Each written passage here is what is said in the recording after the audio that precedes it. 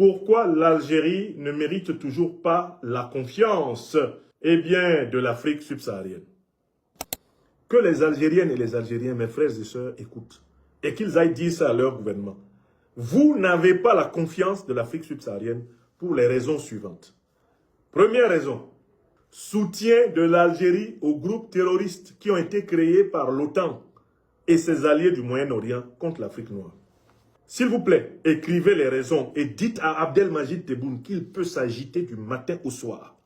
Il n'aura pas la confiance de l'Afrique au sud du Sahara tant que les points que je suis en train de souligner ne sont pas résolus. Tant que l'Algérie, le pouvoir FLN actuel, soutiendra des terroristes qui ensanglantent l'Afrique subsaharienne, l'Algérie n'aura pas la confiance de l'Afrique subsaharienne. Ça, c'est la première raison. Deuxième raison pour laquelle la confiance ne sera pas accordée à l'Algérie dans les conditions actuelles.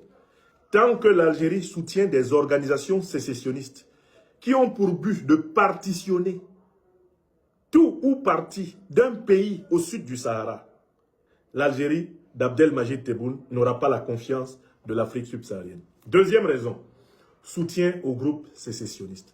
D'abord, j'ai dit terroristes. Ensuite, les groupes sécessionnistes. Ça, c'est le deuxième point.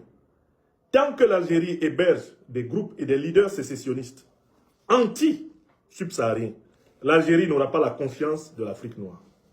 Elle peut s'agiter comme elle veut. Tout finira par capoter dans tout ce qu'elle imagine comme projet.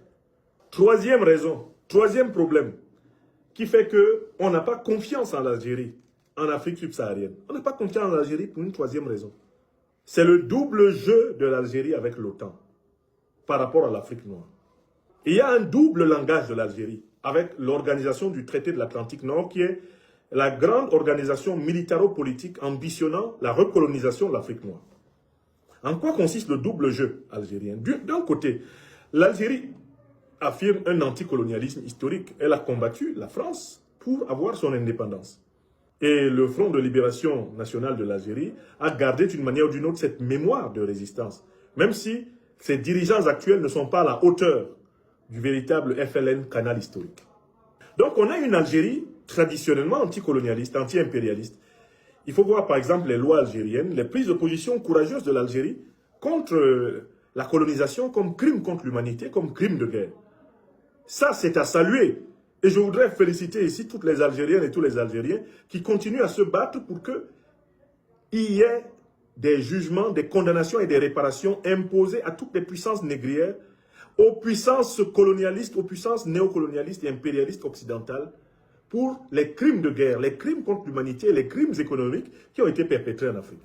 On doit féliciter l'Algérie de rester ferme sur ce sujet. Mais cette même Algérie, qui par principe et au nom de sa propre histoire est anticolonialiste, est aujourd'hui en train de jouer le jeu de l'organisation la plus hybride, l'organisation la plus duplicitaire, la plus lâche, la plus félonne, celle qui mène des guerres hybrides dans le monde entier, l'OTAN.